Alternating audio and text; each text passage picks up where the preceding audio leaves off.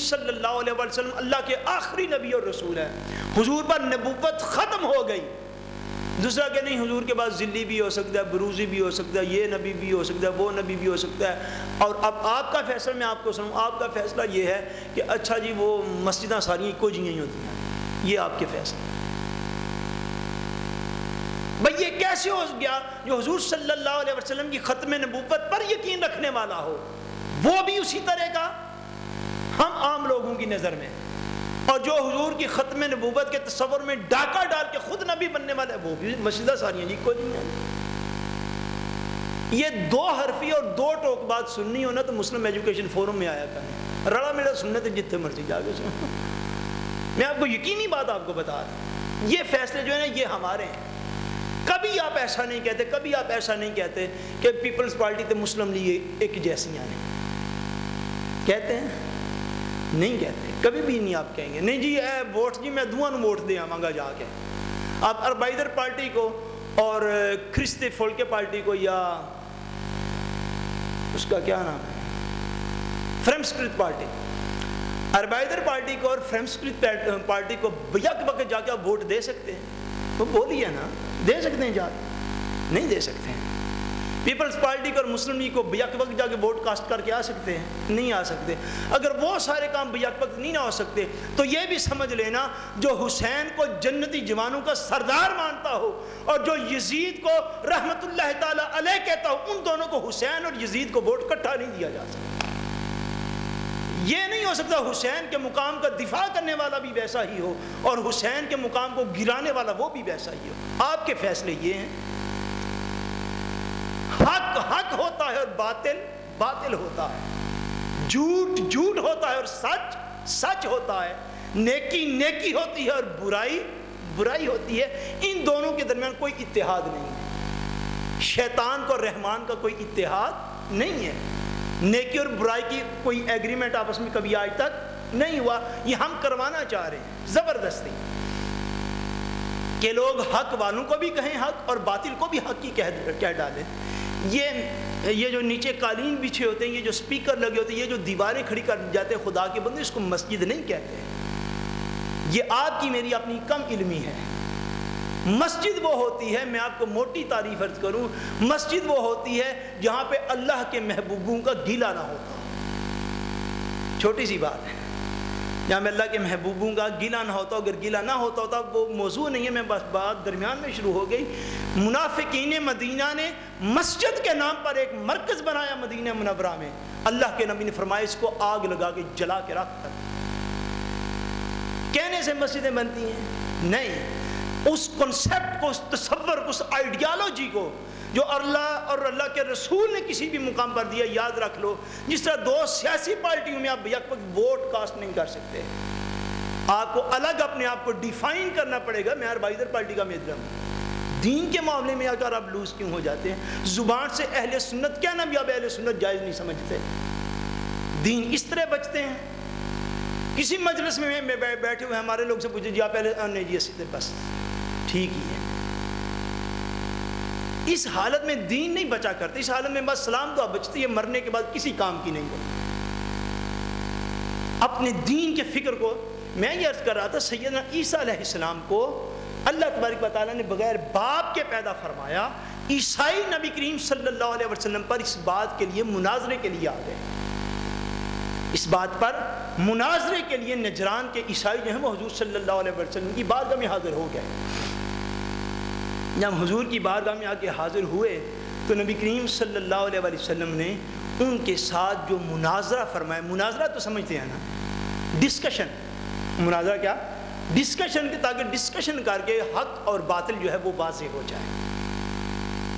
یہ وہ ڈسکشن کے دوران یہ جتنی میں نے آیات پڑھی ہیں نا، یہ ساری آیات اس ڈسکشن کے دوران اتری ہیں اللہ تبارک و تعالیٰ کی طرف سے کہ میرے نبی ان کو یہ بھی بتاؤ عیسیٰ علیہ السلام یہ تھے، یہ بھی بتاؤ عیسیٰ علیہ السلام یہ تھے، یہ بھی بتاؤ عیسیٰ علیہ السلام یہ تھے۔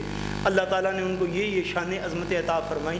فرمایا ہم ہر ایک بات کو مانتے ہیں لیکن ہم اس بات کو نہیں مانتے کہ معاذ اللہ عیسیٰ علیہ السلام کو کوئی باپ بھی تھا۔ اللہ تبارک و تعالیٰ کے پیارے نبی نے اس بات کو ان کے سامنے کھول کے بیان فرما دیا۔ فرمایا عیسیٰ علیہ السلام بغیر باپ کے پیدا ہوئے تھے۔ اب وہ مسلسل انکار کرتے رہے، اچھا انکار کی بڑی قسمیں ہیں. ایک قسم تو یہ ہے کہ کسی بندے کو قرآن و حدیث کی روشنی میں کوئی بات سمجھا دی جائے تو وہ ایکسیپٹ کر لے, لو جی آج میری بات سمجھ میں آ گئی, سے پہلے تو میں نے نہیں کہیں سے سنی, اب مجھے سمجھ میں آ گئی, میں آپ کی بات مان لیتا ہوں. ایک یہ ہے کہ 2-4 آیتیں 5-4 احادیث سارا کچھ پڑھ کے بھی سنا دو, آگے سے یہ جواب ہے نہیں جی میں تو نہیں مانتا. یہ اس دور کے سننے والوں کی داستان ہے. یہ بھی لو جی نہیں جی میں نہیں جی مانتا اس کا. ٹھیک ہے بھئی آپ نہ مانے, آپ کی قبر اور ہماری قبر الگ الگ ہے, انشاءاللہ ماننے والوں کی قبروں سے بھی نور نکلے گا, نہ ماننے والوں کو جوتے پڑیں گے, صاف ظاہر ہے.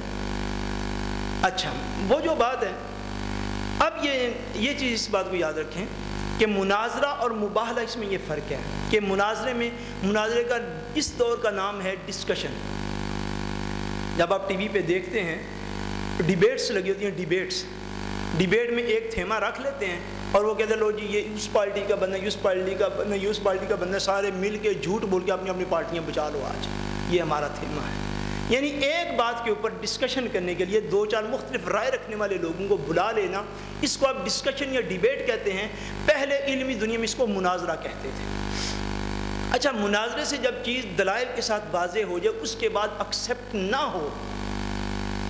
اب آپ دیکھیں ذرا اس کنسیپٹ کو دیکھیں کہ مناظرے کے لیے جو ڈسکشن ہو رہی ہے وہ عیسائیوں کے درمیان اور نبی کریم صلی اللہ علیہ وسلم کے درمیان ہو رہی ہے, اور 3 دن اس میں گزر گئے.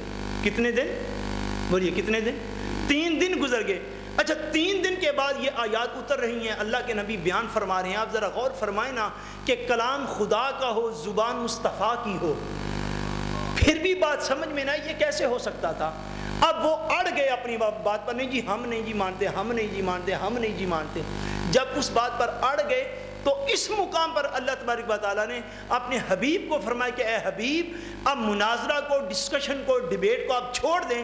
اب یہ جب اپنی نا پہ اتر آئے جی ہم نہیں مانتے, فرمایا حبیب اب انہیں مباحلے کا چیلنج دے دو. اب کس بات کا چیلنج دے دو؟ مباحلے کا چیلنج دے دو. مباحلہ یہ ہوتا ہے کہ اگر ایک بندہ ایک بات پہ کھڑا ہو گیا, جس طرح وہ عیسائی کھڑے ہو گئے تھے بغیر کسی دلیل کے, اس بات پر وہ کھڑے ہو گئے کہ معاذ اللہ حضرت عیسیٰ علیہ السلام جو ہیں وہ بغیر باپ کے پیدا نہیں ہوئے.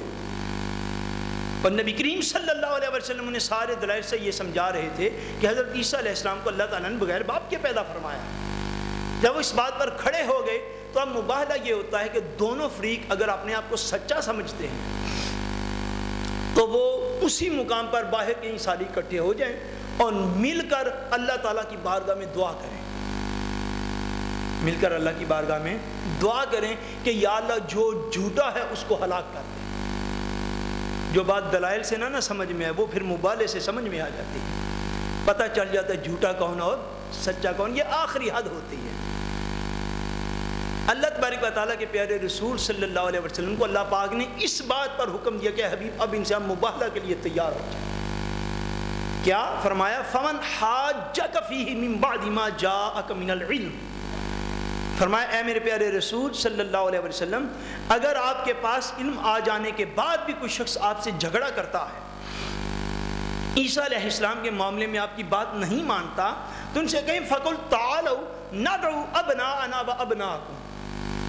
فرمایا حبیب ان سے کہیں کہ تم اپنے بیٹے لے آؤ, محمد اپنے بیٹوں کو لے کر آ جاتا ہے. سبحان اللہ. ونساءنا ونساءکم, تم اپنی عورتیں باہر لے آؤ میدان میں اپنی عورتیں لے کر آ جاتا ہوں. وانفسنا وانفسکم, میں اپنا آپ لے کر باہر نکلتا ہوں, اپنی جان لے کر نکلتا ہوں باہر, تم اپنی جانیں لے کر باہر نکل آؤ. ثم نبتہل فنجعل لعنت اللہ علی الکاذبین. فرمایا پھر مل کے ہم عاجزی سے اللہ کی بارگاہ میں دعا کرتے ہیں, جو جھوٹا ہوگا اس پر اللہ کی لعنت پڑ جائے. فرمایا یا تو میں تمہیں 3 دن سے سمجھا رہا ہوں یا تو اس بات کو مان جاؤ. اگر بات نہیں مانتے پھر میرے ساتھ باہر میدان میں نکل آؤ.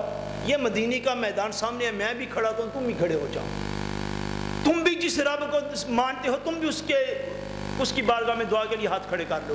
جس رب کو میں مانتا ہوں جو آیات اتار رہا ہے کہ عیسیٰ بغیر باپ کے ہوئے, عیسیٰ بغیر باپ کے ہوئے, عیسیٰ بغیر باپ کے ہوئے, میں بھی ہاتھ کھڑے کر لیتا ہوں, تم بھی کھڑے کر لو. جو جھوٹا ہوگا ودن 1 منٹ پتہ چل جائے گا, جھوٹے پر اللہ کی لعنت پڑ جائے گی, ہلاک ہو کے تباہ و برباد ہو جائے گا. یہ نوبت آ گئی, اس کو مباحلہ کہتے ہیں.